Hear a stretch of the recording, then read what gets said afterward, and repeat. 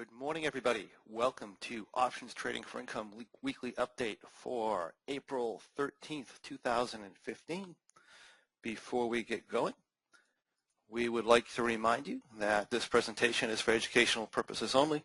We're not broker-dealers or financial advisors, and we're not making any specific trade recommendations. Also, please be aware that the risk in trading options can be substantial, so please be aware of all your risks prior to placing any trades. Also, the trades within the presentation are hypothetical computer simulated trades that are believed to be as accurately represented as possible. However, live results may vary. If you watch this on YouTube or some other venue, come on over to our website, check out our programs. We've got the M3, the Bearish Butterfly, the Locke, the M21, and our one-on-one coaching programs. And soon we will have the SSS trading program as well. If you're over there, become part of our inner circle by joining our mailing list and get your free report, 7 Secrets to Becoming a Successful Trader, and sign up for this free weekly webinar. Stay tuned for our programs currently under development. Super Simple Spread Trades is going to be out this month. SMB is starting the launch sequence this week, so just keep your eyes open on that. Also, our Advanced Position Management live seminar in May, 18th and 19th, has been sold out, so all the seats are taken for that.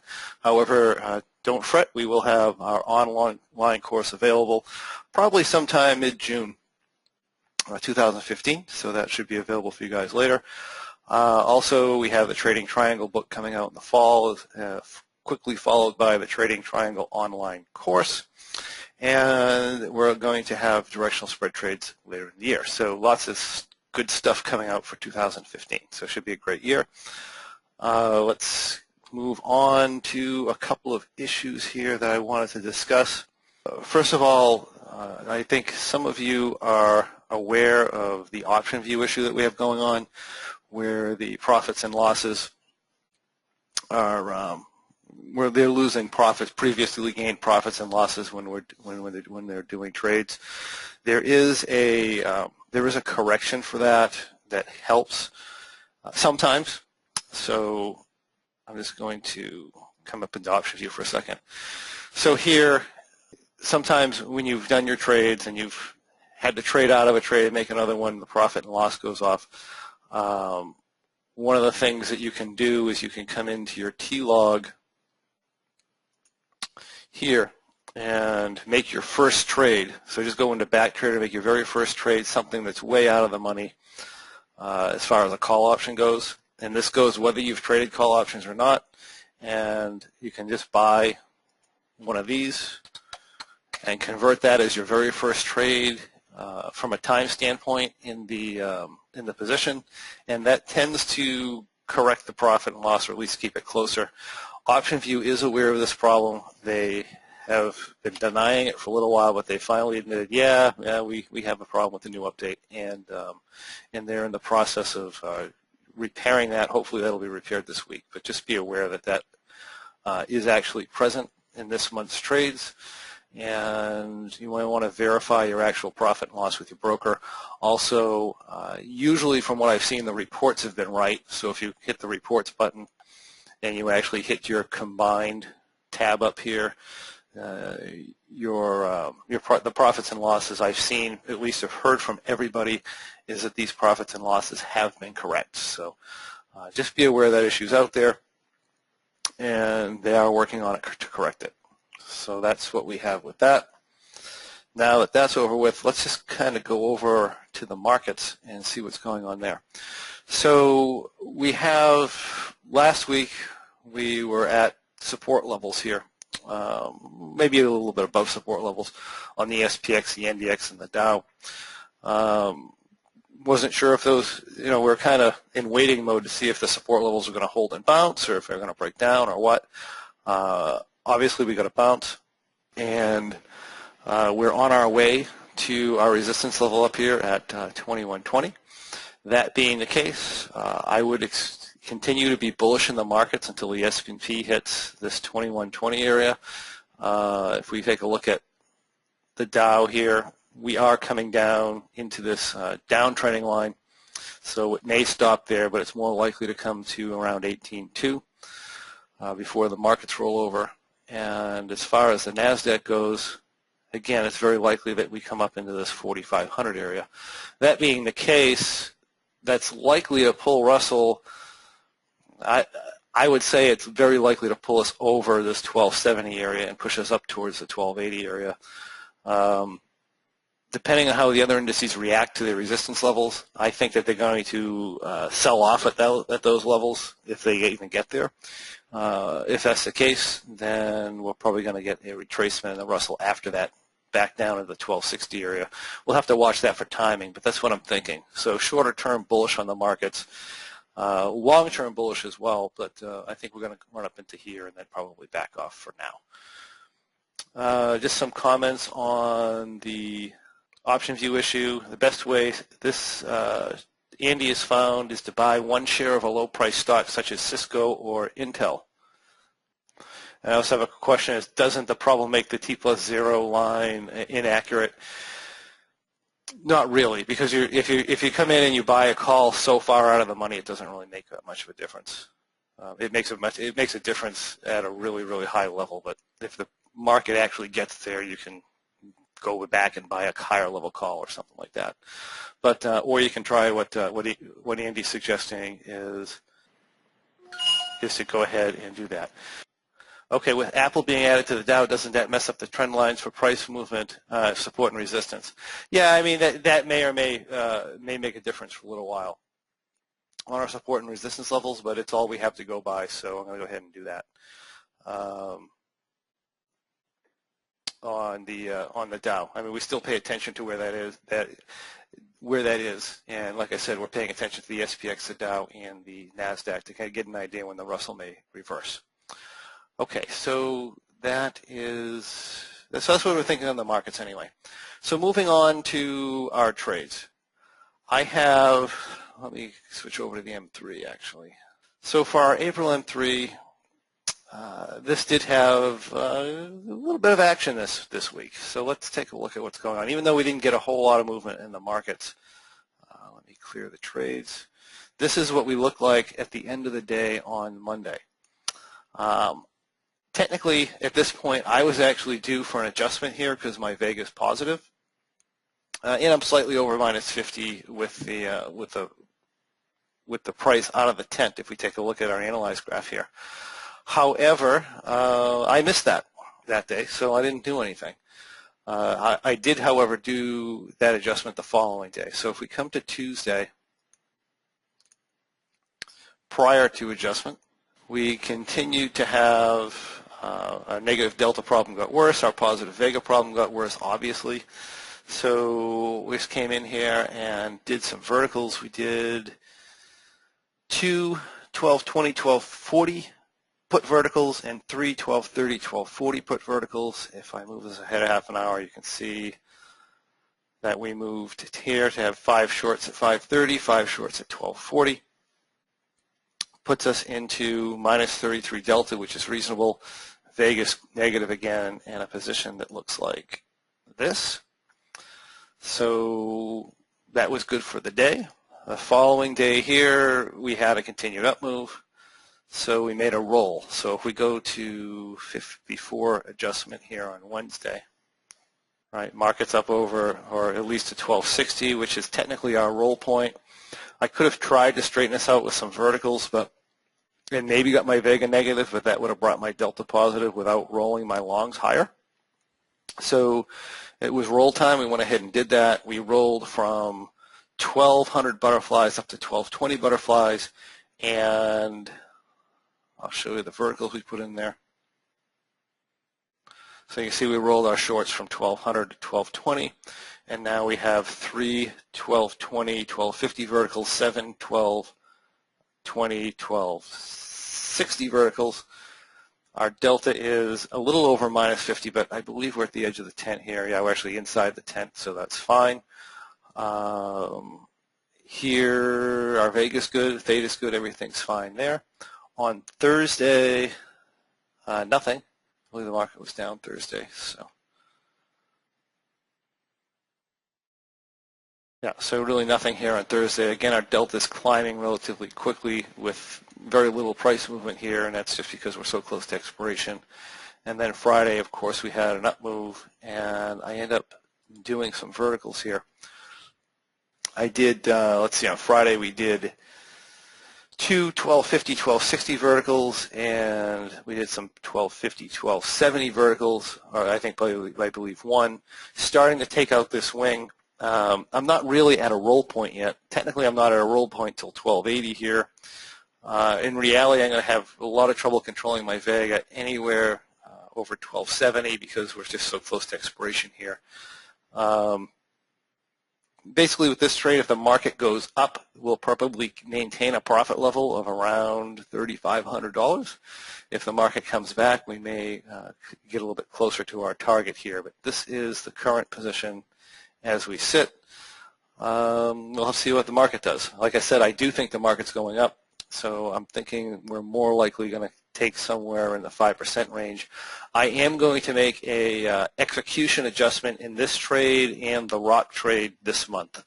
Like I said, I try to make sure these are as accurately represented as possible.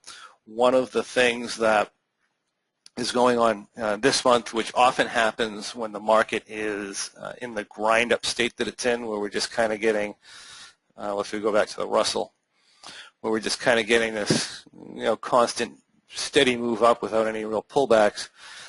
Those tend to be times when execution is very difficult and you tend to take some losses rolling stuff. So I'm going to make a correction for that, probably around $1,000 out of the profit and loss when these are finally closed. And like I said, I know this because I have very similar live positions on, and we've been having some challenges with getting stuff moved around this month. Usually when the market's choppy back and forth, it's really easy. You can do this very efficiently. It's just not efficient this month. So we'll make corrections on those two trades. And the V trade, we don't really need to make a correction on because it didn't have any trouble moving that around. Oh, you're welcome. Yeah, and I'm going to try to slow down with the trade reviews a little bit because I do tend to talk too fast. So a habit I'm trying to break. So that is the position. Here is the T-log adjustments for the week with the position here. And if you want to see the beginning, there it is. I will close off. Let's go to our rock trade.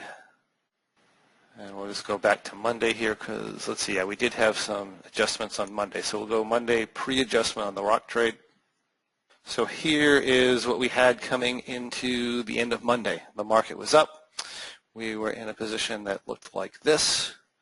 We are hitting our maximum delta levels here of minus 250. We want to bring those back down to around minus 180. So we came in and bought 3 of these 1290 butterflies. Realistically, I didn't have to go all the way out here to buy the longs. I could have brought them in for a very little bit of money. In live trading, I would have done that. I probably would have bought maybe the 1310s or the 1320s for the longs because there's no need to go out that far. But this is what we did. We brought our delta down to minus 175. Give us an analyzed graph that looks like this. And then from here, we actually did nothing until Friday. So if I go to Friday, previous to our adjustments, one thing you'll notice about a rock trade is they gain value very, very quickly when the market's relatively sideways, which it has been. Let's see. We have a delta of minus 301 here at this point, so we definitely have a delta issue. One of the things we'll realize if we're actually doing this trade and we're this close to expiration is we don't have any value on our 1290 shorts. Therefore, I'm not going to sell the 1290s. I'll come down to 1280 and just do the vertical. So Friday afternoon, if I go back half an hour, I had 3 options here, and I sold to the 2 1280s. Yeah, so I just did 2 verticals, very simple, 2 1240, 1280 verticals. Just lost track of what I was doing there.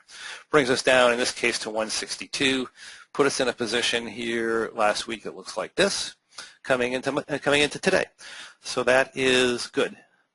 Okay, so I just had a question here. Correction on the execution. Does it mean that the realized profit and loss that you would close them is lower than the profit and loss seen in option view when I decide to exit? Yes.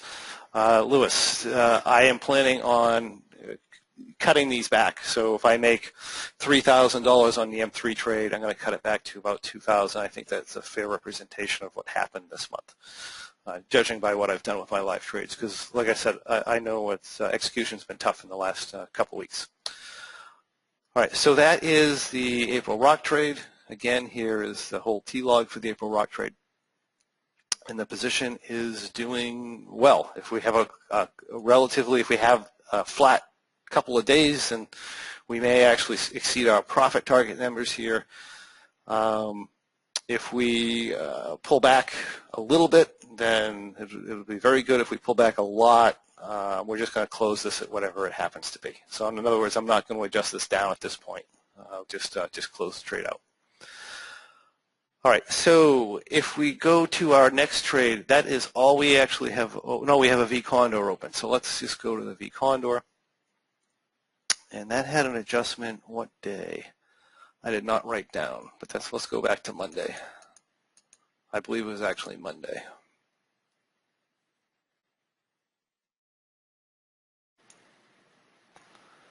So let's see, April V Condor. Here's the position we were as of last week. We have 1220 straddles. We have our call spreads that are virtually worthless. We have our put spreads that are virtually worthless. We are in a position like this. Essentially, we're counting on or looking at making money if the market grinds up with the straddle. So I could obviously, if I wanted to, just pull the straddle out, take my profit for whatever that's going to be for the month, and let this expire. I'd be very comfortable doing that, which if we were to do that would look something like this and probably pull about a $3,500 profit. That's one way you could certainly handle that. By guidelines, we wouldn't exactly do that. We would see if we can actually make some more money with the market grinding up. So we do have delta limits, though, however, that we hold in the V, and they're exceeded right now. So I do have to make a correction for that. So what I'm going to do is I'm going to roll this 1220 up to 1270, and I'm going to move this 1220 down to 1170. So if I move this forward a half an hour, you can see that move. Right. So I rolled out my straddle into a strangle. Now we look like this. Now we've locked in about a $2,700 gain. If the market does tend to push up, then we can, again, up into this area here, we can make some more money. But more than likely, we're going to pull around $2,500 out of this particular month on this trade here. If we go to Friday, because there were no further adjustments here, I'll show you what the position looks like. Here we are, we're still up about 3,000, and this is what the position looks like here. We are negative theta, negative vega, but we'll see if the market continues up. If it continues up, we may actually make something. If not, then we're probably going to close this out at around where it is now. And, of course, if the delta gets too high or hits our delta limits, we'll be rolling this straddle out some further and lock in some more profits. But that is essentially what's going on with the V Condor. So that trade is going to be doing pretty well this month. It was really very simple. This is the first adjustment we've done on it. Was on Monday. So very simple to manage trade this month. Nice environment for that. Now we have to go to our May trades, which actually have had no adjustments. So we'll just sit here Friday, and I'll show you where we are. So our May Bearish Butterfly looks like this. We put a trade on at 1240, 56 days to expiration, and have not had to do anything because the market's been so flat. We're still up slightly here as of Friday. Here's what our position looks like. Let's take a look at this. Let me just back this out a little bit. So nice looking bearish butterfly. We're going to start running into delta theta problems if the market doesn't move. And of course we're going to start rolling, adding in if we actually get up as high as I think we're going to get. So I'm at 1240. I have to get over 1280 in order to scale into this. So here's what our position looks like there. More than likely, well, we may or may not hit a delta theta number. We'll see if the market actually does go up like that. So that's a May Bearish Butterfly. Our May M3 trade looks like this. Remember, we had an adjustment in this earlier in the trade, but as of this point, we haven't had to have any further adjustments. Here is what the current position looks like here. We are starting to have a gamma trend problem, which should be corrected. So that is, and we're outside the tent in minus 50. So we'll be looking at making corrections to that at the end of the day. We'll correct that gamma, and we'll likely do it with verticals off the 1220, 1230 to flatten that out a little bit. But that's what this trade looks like here, and there's the entire T-log for that. We haven't touched this since the 25th. And if we take a look at our May V Condor, this is what we have. Again, I believe there are no adjustments in May. No, there is nothing in May. Here is what the position currently looks like. And we're just kind of waiting it out here. So that's all we have going on for May. So if there are any questions, let's see. All right, we have one here. When establishing M3, do I prefer high volatility or low volatility, or does it matter? I tend to like higher volatility. In general, you get paid a lot more for your options, and you get some more price movement. Usually if it's low volatility, the market makers know where the market's going, and they tend to have to overpay for stuff. So I'd rather have either some decent, I'd rather enter on a day with some fairly large price movements. Usually you'd have to go back. I have a way of checking to see how the pricing is today relative to how it's been lately. And the stuff that we go over in the APM course, we'll go over that type of stuff. And I use a certain process to do that, and I enter on days when, if I can, when the market allows me to enter very, very economically into the market. Sometimes you can get that, sometimes you can't, but usually you can. What I want to avoid doing is entering on a day when the market's particularly high priced. Generally, the market's low priced when we're getting very fast price movements, and it's a little bit unpredictable, and it's very high priced to enter the market in environments like this when the market is relatively flat, which means I have a better chance of drawing down the trade if I enter in a relatively flat market. So that is my preference as far as entering goes. Let's see what we have here. I do not, the question is, do I post my trades on the blog or somewhere else as I make adjustments throughout the week? No, I do not. I don't have the resources to do that. Back when we were tracking one trade and I was a little less busy, I used to do that, but I don't do that anymore. Just it's more of a time factor. All right. I recently purchased your course. I did not see actual example of reduced size M3 trade utilizing an IWM hedge. This documented anywhere. Rick, yes, go into the incremental adjustability bonus section that's with the program. It shows an unhedged M3. It shows trading M3 with IWM.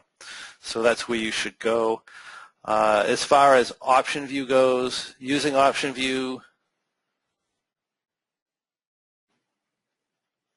you would simulate that by just multiplying everything by 10. So if we come into option view here, and I just look at my May M3 because that's a simple position, I could literally represent this as, this could be a one lot Russell Butterfly. It says 10, right? So I just multiply it by 10. So if I had a one lot Russell Butterfly on, I put it as 10, 12, 20 butterflies, and then this would represent a $110 IWM call. The position doesn't track exactly, but it tracks close enough where you should do fine. Like I said, the Greeks in general, their general adjustment points, the Greeks fluctuate a lot throughout the day, and the reality is when we're trading M3s and so forth, we're all a lot of times in slightly different positions and stuff. I mean, the system's very robust. It works like that, so you should be fine doing that. And like I said, it'll be very accurate. The price will react very closely. The only one thing I believe I have somewhere in that program too. It talks about the disadvantages of dealing with IWM in relation to the what am I trying to say?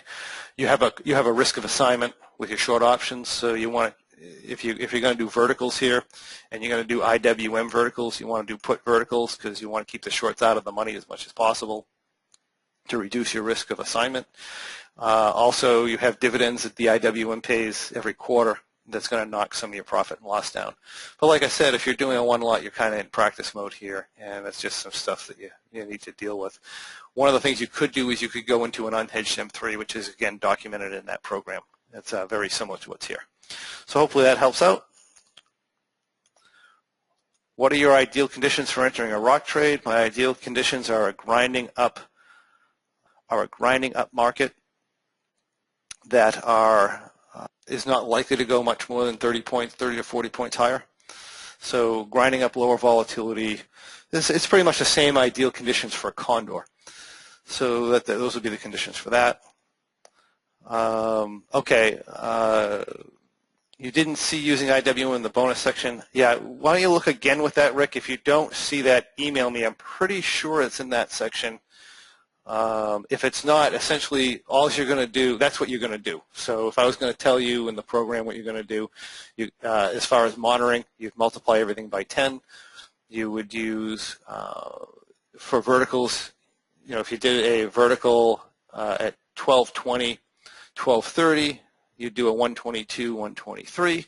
You would have a 110 IWM call on, and other than that, it's exactly the same. So that would be the pluses and minuses with that, or that would be the procedure for doing that. And other than that, it's exactly the same as doing it in the video series. So everything's exactly the same except you're using the IWM. And Francois is just saying it's also explained in the Kickstart. So if you do get the Kickstart program, which is going to be available shortly, we're going to be doing unhedged M3 in the Kickstart. Let's see. Question regarding further on your pricing comments. You say faster, more unpredictable movement results in better pricing, but is your method for finding fair value in this unpredictable environment the process of comparing synthetics? No.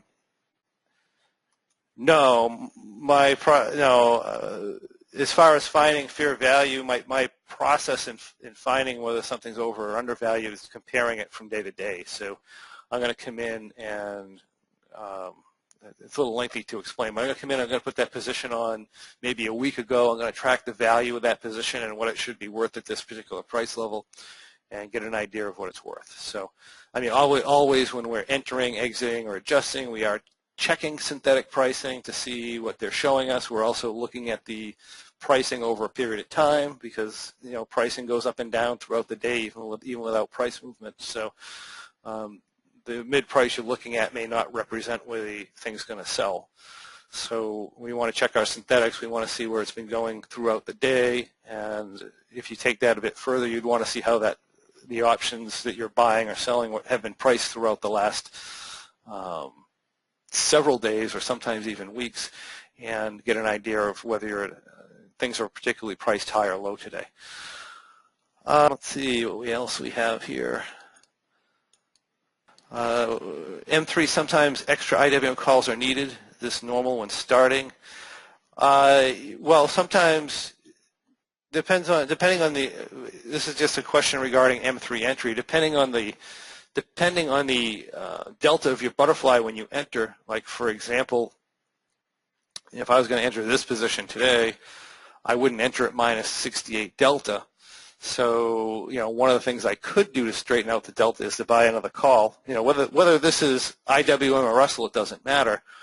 If I were not to buy this call and I were to buy, that puts us at minus 66. If I were to buy my 280s instead, something like that, just for example, that's one way of correcting that.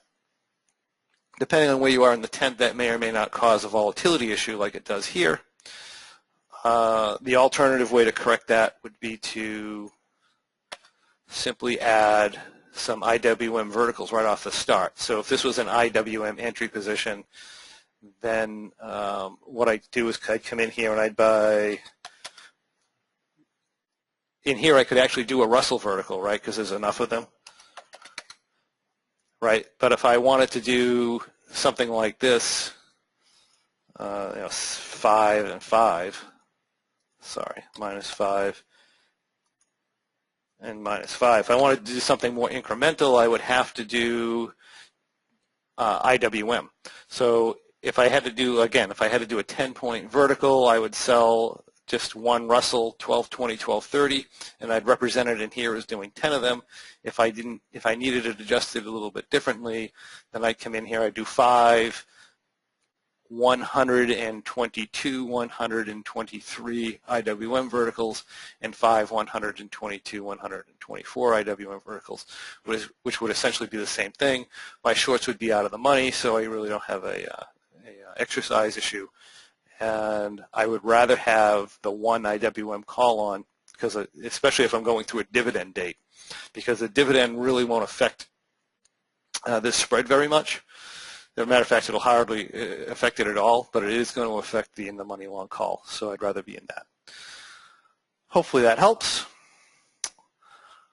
Both Bearish Butterfly and Rock trades effectiveness will be enhanced by using appropriate technical analysis. Yes, they will. Which technical analysis technique do I adopt? What is my opinion in using market profile or volume profile or order flow analysis? I am, from a technical analysis standpoint person, I use market cycles and support and resistance levels and price patterns. So if you look at the M21 program, I have a process that I use to determine what I think is going to happen, where I think the market's going, and it's mainly due with how far has the market been up in the many last days, how far has it been up and down recently, what are my price patterns, what are my price pattern targets, and what are my support and resistance levels, and I'll group that together and come up with some sort of a scenario that's more likely to happen and bias our trades towards that. So I do not use market profile or volume profile or order flow analysis to do that. That's great for day traders, and anything in market profile you can see in support and resistance levels. Volume is important, so I do look at volume levers in the futures and stuff, particularly when I'm making adjustments. So when I'm making pricing adjustments, all that stuff becomes irrelevant when you get at a high level of execution type of stuff. But as far as these trades, they're not directional trades. They're, I mean, it's nice to take on some directional trader techniques in order to adjust. So you adjust when the market's, you adjust up when the market's coming down, and you adjust down when the market's coming up intraday. So those are very useful for that purpose, but they're not particularly useful for the trade in general. So, because like I said, we're not predicting directions. We're in an income trade. So we're technically, for the most part, market neutral, but we can lean stuff a little bit and maybe do adjustments earlier, do them later, depending on if we have some sort of a bias. But in general, no, we're not. That's what I'm using. So hopefully that helps. And all right, I believe that's all we have for questions. I'd like to thank everybody for joining me today, and have a great week trading, and we'll talk to you next week.